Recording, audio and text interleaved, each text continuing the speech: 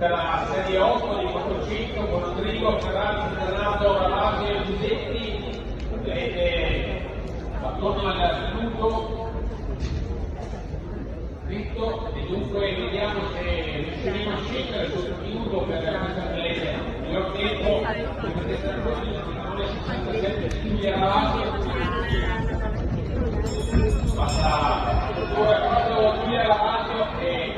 passaggio poco superiore di 29 si cambia da scendere sotto il minuto, vediamo